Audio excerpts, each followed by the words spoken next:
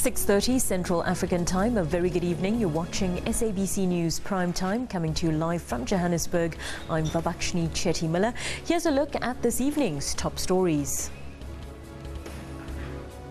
Higher Education Minister Blade Nzimande puts a cap on fee increases at tertiary institutions. Increases for next year will not exceed 6%.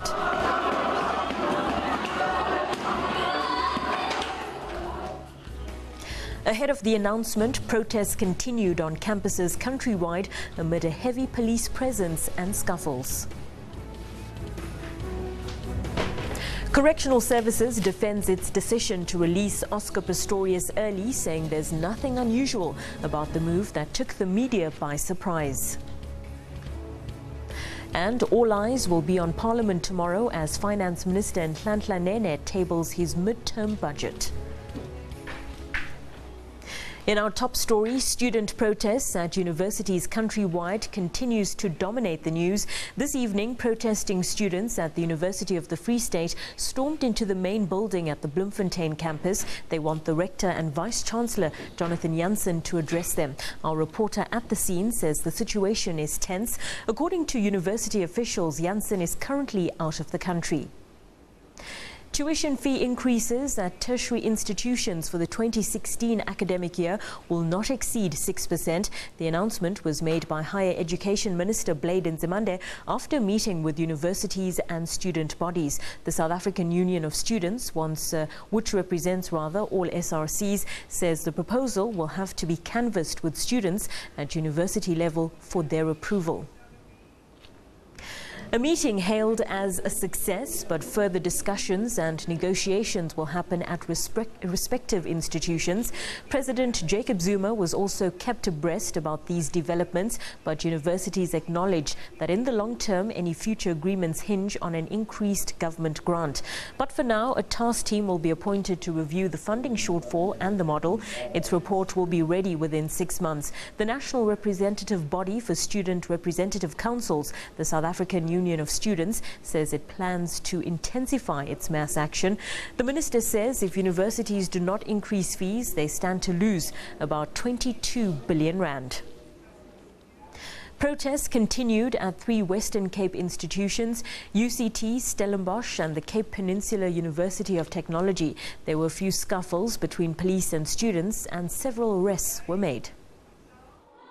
Opposing an 11.5% fee increase, Stellenbosch students entered the fray. Disregarding a court order, students occupied an administration building. Police forcefully evicted them.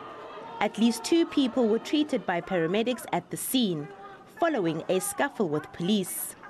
We're protesting against the 11.5% increase in tuition. It doesn't make sense in a university that has one of the richest alumni in the country. This university made a profit of 1.5 billion in the last fiscal year. Earlier, students handed over a memorandum of demands and requested a meeting with management.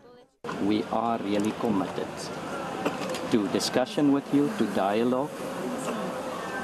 Only on the 30th of November, the decision, can I just complete? On the 30th of November, Council will take a decision on fees. This meeting did not happen, and the interdict against the students effected. At the University of Cape Town, following last night's High Court interdict, police were not negotiating. They warned students to stop blockading entrances with burning tires. Those refusing to move were arrested. Elsewhere on the sprawling campus, protests continued. A YouTube video shows DA leader Musi Maimane being booed and chased away by students. A group protested outside the police station, demanding the release of co-students. The fees must fall protest also spilled over onto the Cape Peninsula University of Technology. Students blocked access routes and prevented staff from leaving campus. Nomato Sorandle, SABC News, Cape Town. In the Eastern Cape, rival student organizations at the University of Fort Hare marched as one today in protest against fee increases. Students blame outsourcing as a major driver behind the proposed fee hikes. United in their anti-fee increases struggle, the students are also against the university withholding results of students who owe the institution money. Basically, what we're saying is we want zero increment, and actually we want them to revise even the fees that we're paying for residences, because it can be that fees can escalate from 18,000 to 26,000 in 1 year. Forte management says the increases are driven by inflation, labor and operational costs. If the prices are increasing by a particular percentage, which in South Africa now is around 6%, we can't not increase at least by 6%. But the rest will need to be determined. Some of the reasons that we do have the increases higher than CPI are related to salary increases as well, labor.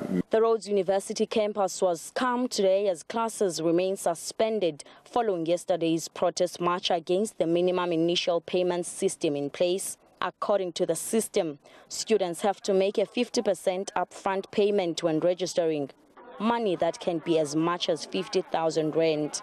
It was business as usual at the Nelson Mandela Metropolitan University in Port Elizabeth and at the Walter Sisulu University in Tata. Students at Rhodes and Forte have indicated they will stage marches at their campuses tomorrow as part of the planned nationwide protest action. Busisiwe Jamsana, SABC News, Alice. Earlier today at Wits, another massive protest. The university has since suspended all activities for the remainder of the week. The longest protest in the history of the institution. The medical campus, the focus today. Classes were disrupted and students forced to join the demonstration, and support from celebrities. This is a class struggle, and it's a racial struggle. It's a combination of the two. And no longer will the black child be excluded from getting a quality education in our institutions. We can find better ways to make sure that education, especially higher education, is available for as many people in South Africa as is possible. The future looks bleak for many. There's no point in me studying and passing and not knowing whether I'm going to be able to afford to come back next year as a student. And solidarity from the more fortunate. Although I might be granted the privilege and I might come from a slightly privileged background that I can afford these fees, I don't feel that these people deserve, and the majority and the masses deserve, to be excluded from education based purely on the fact that they have no money to come to this university. Students again disrupted traffic on Empire Road. Meanwhile, student body SASCO has called for a national day of action on Wednesday. We are trying to mobilize as many universities to come on board in the struggle, because we are all affected by these exorbitant student fees that have been hiked. And we are calling on students that if we are united across the country, we'll definitely be able to put much more pressure on the system. SASCO has rejected the 6% cap. Maak, SABC News at Wits University in Johannesburg.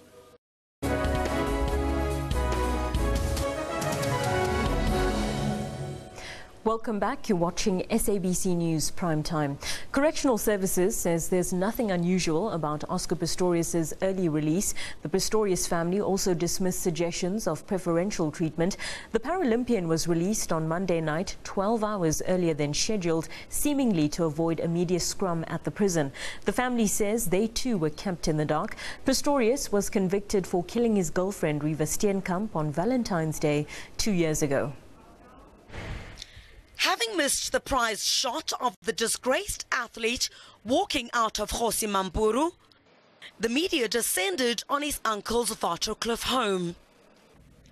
Hungry for any word on Pistorius' first taste of freedom. But they were left disappointed. A short and blunt statement and no questions entertained. Like you, we had expected him to be released today, but we were informed that the details of any release are decided upon by the facility concerned, and that is why Oscar was released a couple of hours earlier. And an undertaking to strictly abide by the conditions set out by correctional services. He's simply entering the next phase of his sentence now. He will serve this under the strict conditions that govern correctional supervision. The family will support Oscar as he serves out the remainder of the 5-year sentence handed down by the trial judge, and he will strictly adhere to the conditions set by the parole board and community corrections. And still contempt from Riva Steenkamp supporters. The outrage about the judgment hasn't subsided, and now there's total surprise about this premature release under cover of darkness, so to speak. It also raised eyebrows in some legal circles. His release was a bit of a surprise in that it happened after hours. Because it's an administrative function, they don't work after hours. There's no urgency to being released on correctional supervision. But Correctional Services says everything was above board. As the Department of Correctional Services, we have stated and restated the fact that clearly we do not provide any preferential treatment to any offender. There's a uniform and a fair implementation of the legislative provisions as well as the policy of the department, because I think the challenge is that people perhaps may not have the bigger picture and the bigger scope of what we are dealing with. Correctional Services refuses to divulge the parole conditions. Well, if the state has its way, Oscar Pistorius' freedom will be short-lived. Well, the next chapter of this protracted legal battle will play out at the Bloemfontein Supreme Court of Appeal. The National Prosecuting Authority's appeal against the conviction of culpable homicide will be heard on the 3rd of November. Criselda Lewis, SABC News, Waterkloof in Pretoria.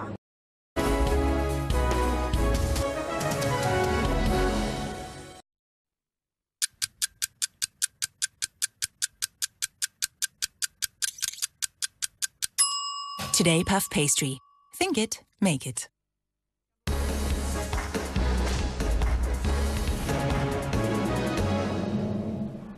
Good evening and welcome back. I'm Kendall Makhamat and I've got your sports on Prime. Now, our top story for this sports bulletin is the Springboks are under enormous pressure going into this weekend's Rugby World Cup semi-final against New Zealand. The team has undertaken to focus on what they want to achieve against their greatest rivals and not what they will be seeking to avoid, namely a semi-final exit after having gone through so much as a team. The Springboks have relocated to Guildford on the southwest extreme of the London commuter belt. It's the heartland of Middle England, but with a few reminders of home on the local high street.